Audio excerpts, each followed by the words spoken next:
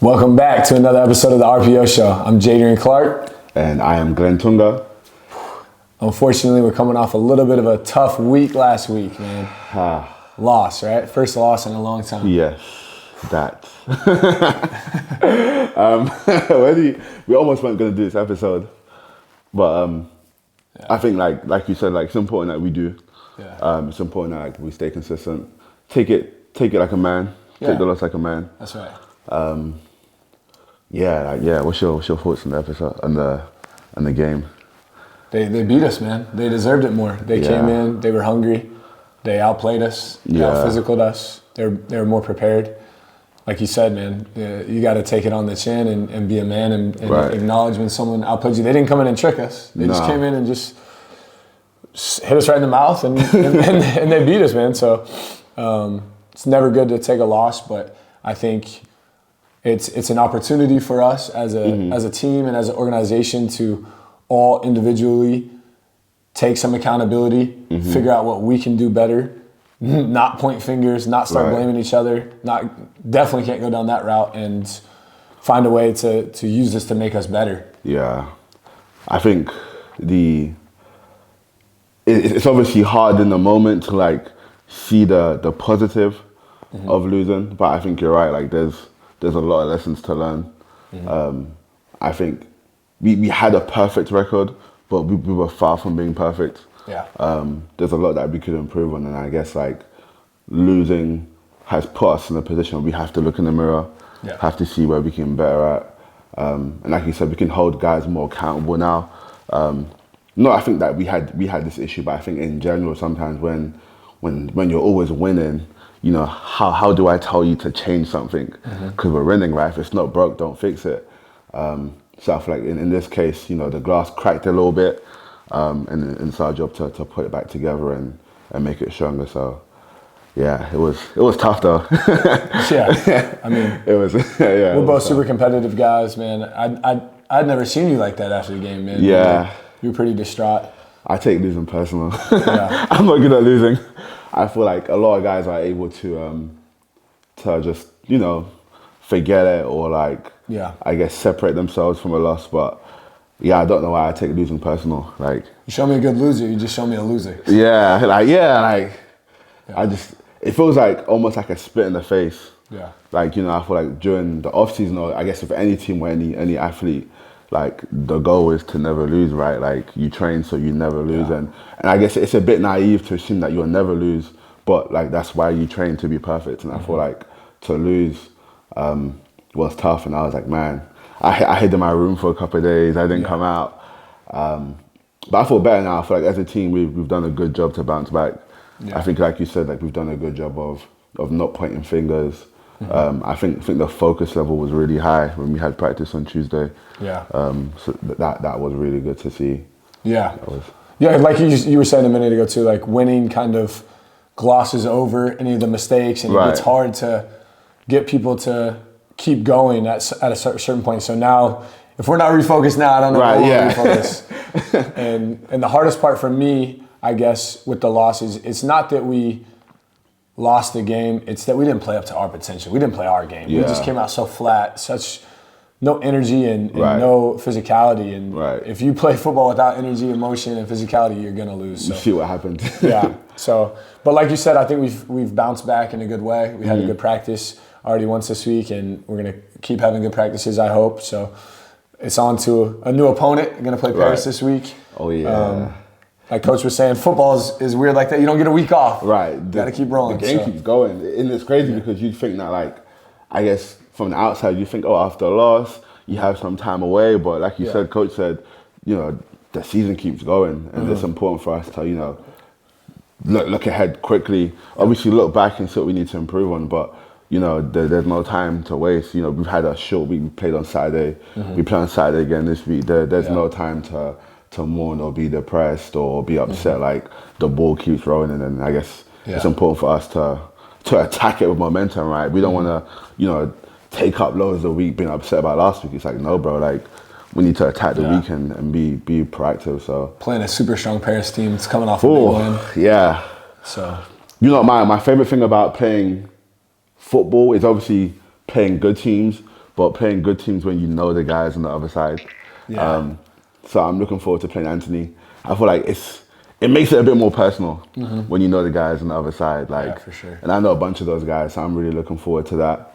I feel like they're going to be coming with loads of momentum. Obviously, like you said, having a big win over Frankfurt. So it'll be good to see the energy that they come with. Yeah, it's going to be awesome. And the league is competitive, man, from top to bottom. Yeah. So I think you're seeing that. Like, even in the other games, you're seeing that. Like, a lot of the other scores, a lot of the other games were, like, super close. You had, who was it? Vikings and, was it Panthers? Yeah. That just played. Panthers. Yeah. That was a close game. Yeah. Speaking of which, right, the Madrid quarterback got hurt in our game. You hate to see that. Yeah, that was tough to see. Yeah. So Chris, hopefully you get healthy and everything. And shout out to Chris. Hopefully you're good.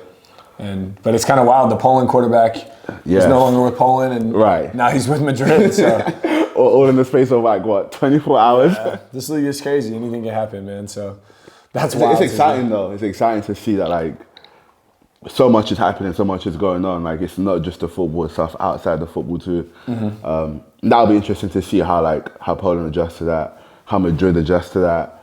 I'm looking forward to seeing how that turns out. We got this week. So who else is playing this week? Man, I've only been focused on trying to win one football game, and I haven't even paid attention to the rest. I know we got Paris. We have Paris. That's the most important game this week. I think. Does Frankfurt play Poland too? I think. Yes. That's in another Frankfurt. huge game. That's another huge game. Two teams that have had high expectations coming into the season that kind of not quite had the season up to this point that they would have wanted. Right. So I think they've had a tough schedule, man. Yeah, both of them have. So. Because it's like one team could potentially go 0-3, the other could go what, 1-2, 1-3, and I feel like that's not a reflection of like how good the teams are. It's just a reflection of how competitive the league is. Right. Like, every week is a tough game. I feel like at the moment, not many teams have had like an easy game. Like every game has been like do or die. Every game has been a playoff type of game. So it's exciting to see that. And for the growth of the sport, I think it's great, man. The league has to continue to keep getting more and more competitive to make it more interesting for the fans. Right. So it's going to be a big game for those two teams and for us as well, everywhere. So that's awesome. What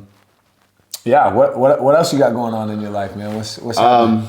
Nothing, man. Just this. Yeah. The puzzle's coming along, or the Lego set is coming along. The Lego set's coming. I spent a lot of time on the weekend going through that. That was just like a nice way to forget everything and just focus on building my Millennium Falcon. There we go. But otherwise, nothing, man. Just football. Just trying to get ready for this game. Yeah. How about you? Not a whole lot. I had to get away just a little bit and just find myself after the loss. But I'm excited. The Euro Cup is coming to Germany. This Friday is the first opening game. Gonna see a lot of British people out. Yeah, man. England's playing in Düsseldorf. So that's really cool. So I've never been in like the place where the World Cup or the European Championship is taking place. So that's gonna be insane. There's a certain type of energy. I guess like when we had the Olympics in London in 2012, there's just like this energy, or like everyone's excited. It helps when the sun's out. It's during summer, and there's just like this feeling of like a big community comes together. And I guess like we're gonna experience that because we're in Germany, and then we're also going to Paris where the Olympics will be. So I feel like we get the best of both worlds, where like we have the Euros here, I get to celebrate soccer, and then we get to go to Paris and I guess experience like the Olympics and how that will be. So that will be. You gotta give a call to your boy Usain Bolt, man. I need those tickets. Yeah, come on, Usain. Yeah, no matter how big and famous you get in football, nothing will ever compare. You're just Usain Bolt's block holder, no matter what. But like Usain, you remember me, bro? I need those tickets, man. Hook me up. He still follows you on Twitter, I think, right? I haven't checked. You haven't checked? It's been a while. Okay. Maybe he unfollowed you after the loss. He might have been like, man. Bro, that would hurt. That would hurt. If he was like, man, I can't be following Glenn no more. Yeah. And then he just unfollows me. That would be interesting. That's funny. The other guy that I know is a fan of yours is Aaron Jones. Remember when we were in London? That was funny. We walked into. I told the story last week about how I wanted to meet Aaron Rodgers. That was the same day, right? The same day I get to meet Aaron Jones. That was cool. That was fun. And he wanted to take a picture with you. He said, "Are you Glenn?" Like, my little celebrity moment is like. That was funny. I mean, if you really want to. All right, man. I'll give you an autograph too if you want it. I got 2 minutes. I'm busy right now. We can get this picture quickly. Yeah. Sounds really good. That's funny. So I guess moving on, Yeah. we've started this whole questions where we allow fans to send us questions. I think last week we had a good bunch of questions. Yeah, I thought that was cool. I got hit with a lot of questions this week. Okay. So maybe we want to go through those. Yeah, let's do it, man. And hit that. You have them on your phone there? Yes. We actually got a lot this week. Yeah, keep sending in your questions too. These are great. They help us know what you guys want us to talk about and share a little bit so you guys can get to know us a little bit better. So I think it's a cool little thing you guys got going. So we got a bunch. So we picked 3 questions out of the bunch that we have. I'll go through this first one. Okay. I guess to start it kind of easy. All right. What's the best prank you've ever pulled on a teammate or have pulled on you? Oh, that's a good one. I've got one that stands out for sure. Shout out to Kevin Foitzig, one of our centers here with Ryan Fire. So he and I played together all the way back in 2018. Yes, I'm old enough that I was playing in Europe back in 2018. We were at practice. He was the center at the time. And Kevin's a really, really nice, friendly guy, always happy, always good to be around. But his English isn't necessarily the best, so we would mess with him a little bit on that. Right. I think his English has improved now. But he's had 6 years. Yeah, he's had some time to get to know it. And we would always mess with him. And we told him that we were getting a new quarterback, and he was left-handed, and we needed the left-handed footballs. Right. And he said, "What?" I said, "Yeah, coach needs the left-handed footballs. We go over to the equipment guy and get them." Yeah. And we had already told the equipment guy to play along, So Kevin goes over, asks the equipment guy, "Hey, Jadrian's saying we need the left-handed footballs." He's like, panic. I'm like, "Hurry, Kevin, we need them. He's about to be up." So he's like panicking, running over. The equipment guy's like, "I don't have them. The head coach has them." So he goes over to Coach Tomlin, and Coach Tomlin like, "What the fuck, you don't have him. I gave him to the equipment guy. Go get him, So he's running back and forth on the field, running, asking for the left-handed footballs, and then he turns and we're all just standing there just dying. Like, Kevin, there's no such thing as left-handed footballs. Like, no, and then he was probably panicking. He's like, "Damn, we need it. Yeah, he was sweating. It was one of the funniest moments of my life. So, that's hilarious. Yeah, that was good. Like that. You want to go next? Yeah, let me see. I think I got some for you. All right, let's do this. Okay. What's the funniest nickname you've been given by a teammate or something? I've had a few that aren't funny, but there's a song that the fans sing. Okay. I don't know how it goes. It goes, you have to help me out here. Okay. It's the Took. Are you talking about the train one? Yeah, the train one. The Zug hat kind of Bremse? Yeah. They all start singing it when you get going? I think that's funny. Yeah. The train's got no brakes. Right. And I like that. It's funny. Yeah. I feel like my other nicknames haven't been as funny, but that's the Zug, the train. The train has no brakes. The Tunga train, once it gets going, man, it's unstoppable. We needed to get going this week, man. Come on, man. I don't know. The train wasn't working. The train had brakes last week. There was cancellation. The train was jumping. If you've been in Germany, you know about the train delays. Yeah, there was a train delay. It was Deutsche Bahn last week. Holy crap, man. Come on. That's funny. Let's get another one. Yeah. Okay, one a bit more serious. Yeah. What does leadership mean to you, and how do you strive to lead your team effectively? Ooh, okay. I think leadership is a interesting topic. With me being a quarterback and everything. I think manipulation or doing things for your own good is when you try to get other people to do something that benefits you. Right. And I think leadership is when you try to convince other people to do something for their own good / the team's benefit. Right. So I struggled with that when I was younger because I never wanted to be someone who comes across as like manipulating people or trying to get them to do something. Right. Because I feel like that's immoral. Right. But if you try to convince someone to do something that helps the team, right? It's a positive, you know, for everyone involved. So I think leadership is to me the definition of leadership: getting others to do something for the benefit of the team. Right. And then the question turns to, well, how do you get them to do that, right? And I think it first starts by them first seeing. You have to lead by example. You can't ask someone else to do something you're not willing to do yourself, right? Yeah. So, like how we've been talking about not pointing fingers and not blaming this week, I think I've been trying to do the best job I can of just taking personal responsibility for my role in the loss. Maybe not bringing enough leadership at certain times. Obviously, the interception early cost us, so I think it starts there, and then it comes with hard work. No one's gonna trust you as a leader if they don't see you putting in the work. Right. And then I think it's relationships. People have to know you care about them before they care about what you know or anything else. So I try to genuinely develop relationships with all my teammates and care for them. So and then hopefully they see that anything I tell them to do, it's only from a good place and it's only for the benefit of the team and for themselves. So that's sort of my approach to leadership. It's interesting you said that about getting to know your teammates and we've spoken about this a little bit, but I feel like when you get to know your teammates, you really figure out what works for them and you really figure out like the best way to lead them. I feel like sometimes as a leader, and you can probably attest to this, is that like you might think that everyone's the same, but on a group of a team of 60 guys, there's a lot of guys to get to know. There's a lot of guys who work differently or who have had different experiences. And so as a quarterback, it must be tough because your job is to figure out, how does Devin react to certain things, or how does Glenn react to certain things, how does Leon react to certain things, and it's your job to remember at all times that everyone's slightly different, and you have to find the best way to get the most out of the guys that you're working with. So I feel like that must be tough. No doubt, yeah. You have to approach people and do what's best for their style of personality to get the most out of them. Right. So definitely, Coach Samso does a great job of that too, of being tough when we get a little too high and loving us up when we're a little low. So trying to always keep you in that middle point. Right. So without a doubt. Okay, let's see.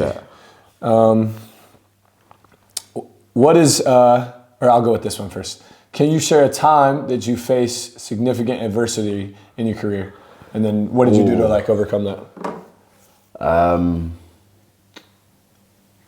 I think other than this week, other than this week, outside of this week, I think losing in the finals with Hamburg, that was tough. I think we were in a similar situation that we are in now. That year we had only lost one game to Barcelona, and so that was our second game. So since then we've gone the whole season, we haven't lost. And so losing the finals hurt quite a lot. Sure. I think one thing that I realized then, more than I've ever known, is that what I can do most for the team is be better. I feel like the beautiful thing about football is that it's a team sport, but to help the team the most, you need to be better. You need to do your job better. And so I feel like in that moment, I realized that I need to be better. And it just made me reflect on my game more. How can I help the team more? How can I become a better athlete? How can I become a better running back? Up to that moment, I never really liked leadership roles. I hated anything to do with leadership. Okay. I just wanted to play football and that's it, do my job and that's it. But I think that season, or I guess in that game, I realized that I hold quite a lot of bearing, quite a lot of weight. And so that made me go into the off season and work on how can I become a better leader? How can I work on better on getting the most out of the guys that I play with, as well as getting better myself. But how can I help the guys around me? Because at the end of the day, it's about making the team better. And so I need to get better, but I also need to figure out ways to help the guys around me get better and develop them and help that as much as I can. I love what you just said. I saw something, I was doing my MBA this offseason and we studied leadership a little bit while I was there because that's a big role in business. If you want to be, move up within business, you have to be a good leader. And I read something about how a lot of people say, hey, I'll take care of you if you take care of me. And a better way of looking at it is more like what you just said. I'll take care of me for you if you take care of you for me. Meaning hey, you just do everything it takes to get your body right, your mind right, and be the best player you can be. And I'll do the same thing, and we'll come together, and our forces will magnify. Versus me worrying about, hey, Glenn, you need to do this different. No, I'll fix my stuff, you fix your stuff for the good of the team. And then when we work together, it's I don't need to worry about you because I trust that you're doing your job. I'm doing my job, and everyone's doing their job, not worrying about others doing their job. So I feel like that was definitely so that's sort of how you handle adversity. I like that, man. You get to work on dealing with all your mistakes, and if everyone does that, we'll collectively come together. We won't have so many mistakes. Right. I like that. That was mine. Yeah. That's great. All right, so this last one is kind of deep. Okay. Yeah. Fans are tasting. They really want to get to know it. They want to get to know you. All right, so it's, what are some sacrifices that you've had to make to reach your current level of success? Yeah, a ton, right? I mean, right. people don't realize how much time goes into this or how much time we put in. But I think the biggest thing for me is I've left my home country. I've left a lot of normality behind of, working a 9 to 5. I don't know, being married with a bunch of kids right now. In America, a lot of people get married young and just have that standard life. So for me, I've just sort of sacrificed time with my family just because this is my passion, man. Right. I love football more than anything on earth. Right. And there's been times where I've considered, being done with football, but I would have regretted it. I'm so happy that I've continued going through the losses, through the adversity. That's the times when it makes you question yourselves, right? I guess even here with the podcast, right? Like you said, we both considered, hey, does it even make sense to do a show right now, like to keep going? Like, no, like I want to show myself and to show to anyone who's watching the show, like, you have to keep going when times are tough. So, yeah, I think I've made sacrifices of time with my family and friends. I guess is the biggest thing I've sacrificed. I think that's the biggest thing about being an athlete, right? Is that like there's the commitment you have to yourself and with your family, but there's also the commitment to the team that you have or the team you're going to, and your job is to be as good as you can. And sometimes that means, going abroad, or that means that, hey, I can't make it to your birthday, or I can't make it to your wedding because I have a game or I have practice. Yeah. But there's also a beauty in that because then it makes everything worth it. It's like when you get into that field and when you put your helmet on, it's like, okay, you can remember unconsciously all the sacrifices you made. Go out and enjoy this moment. And football's a weird thing. It's like an endless amount of work. Right. You only have 1 week to prepare for the next game, but there's like so much more you could possibly be doing, whether it's more film, hanging out with the teammates more to get to know them personally, or watching film with them, or doing something in the gym, cryotherapy. Like there's just taking care of your body and mentally preparing for the game is a full-time job. Right. And you really could there's no end to it if you wanted it to be. You can get lost in that. It's not as simple as, okay, I'm going to, turn up to work 9 to 5 and I'm done. It's like you said, throughout the day, what can I be doing to better prepare myself? There's always more to do. And I think sometimes it is a case of finding that balance. Like too much of something good can be something bad. Yeah. But then like, how do you know when it's too much? Yeah. I love the grind too. It's tough. It's crazy. All right, let's do this last one. All right, let's see. Okay. Hopefully it's not too deep. Oh no, this is a funny one too. They said, "What's the funniest moment you've had with a fan?"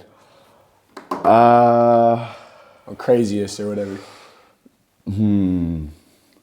There's been quite a few. I feel like the Ryan Fire fans are crazy. Yeah, in a good way. You love it. In a good way. I love it. Look, there's been moments when fans have come up to me and they've shown me a picture that we've taken. I've forgotten we've taken a picture. And then I'll sign that picture, and we'll take a picture of me signing that picture. It's like an endless double mirror loop. It's like, how far can we keep going? We took a picture, and I'm taking a picture of me signing the picture that I signed. And then you go and print this picture out, and then I'll sign that too. That can be quite funny because it's like, how far can we go with this? Like, let's do every game. Let's do every encounter. So that could be quite funny. I think that is wild. Yeah, I haven't encountered that anywhere else over here. That is funny. I like that because it also shows that like these are moments that they care about. These are moments that they hold dear. So it's like I'm a big fan of that. Yeah, I like and they were so supportive after the game. Like for a moment, it's like, man, I just want to go to the locker room after the loss. But then all the fans are there. Like they want to take a picture. They want to tell you it's all right. You know, like everything's cool. It's like, man, these people are so pure and they just love Ryan Fire and us. I went to the locker room. I was like, yeah, guys, I'm sorry, man. This is not a good time. I went to the locker room. Yeah. But it was like, because they came to practice, though. Yeah. It was good to see them at practice. Yeah, it was good to see them there. It was nice. Yeah. That was good. Yeah. So, yeah, okay. I think that's cool. Keep sending in your questions. That's fun. It's cool for us to answer them, and I'm sure it's cool for you guys to get to hear a little bit more about us. So, yeah, that's a few we picked for this week. So yeah, okay, so moving forward, we're going to keep doing our thing, our weekly show. We got Paris this week. Hopefully get back on track. Hopefully there's no train delays. We can get their Sug back rolling. I'm excited. I'm excited about the opportunity that we have ahead to get this thing fixed and righted. Do you have any ideas of like, what does it take to overcome a loss? Like, how do we move forward? Like whether it's about this or in general, like what are things that you like to do or things that you think are important for a team or an individual to move forward from a loss or a failure or something like? Well, I think the past is the past. Whether you won or lost, it really doesn't matter. You have to be present in the moment. Right. We have to regain our confidence. And football is a very simple game. It comes down to blocking and tackling. Right, yeah. We got to block better, and we got to be more physical up front. Right. We got to run harder, right. and we got to be able to hit the shots downfield when they're there. And we have the talent at every position group, so it's not a question of talent. It's a question of do we want it bad enough? Right. Are we going to come physical enough? And do we have the mental fortitude to push through when adversity hits? Because it's going to hit again at some point. A bad play will happen. Can we push through that? And in this past game, when the bad plays are happening, we never were able to snap that moment and just be able to get past it. So, yeah, it's football game is the same no matter what, after a loss or win. So I feel good. I think we're in a good spot. We'll find out this Saturday, I guess. But yeah, I'm really excited to play in Paris. It was a great stadium. We played there last year. Yeah, it's hot. It's hot. It's open. Yeah, it's open. You can see the Eiffel Tower from the stadium. That's pretty cool. I never thought I'd play a game next to the Eiffel Tower. So that's fun. And yeah, it's a business trip. So we'll head out Friday, get in, stay focused. And finish. Yeah, and finish this time. So that's dope. Man, I'm excited. So. With that, bring everything to an end. Yeah. Guys, we appreciate you guys for tuning into episode 4. Yeah. As usual, like, subscribe, and share. If you have any questions, drop them down in the comments below. We will answer them or try our best to answer them in our next episode. Yeah. Otherwise, we'll see you guys in Paris. Let's get the train back rolling, baby. So, let's go. Let's go.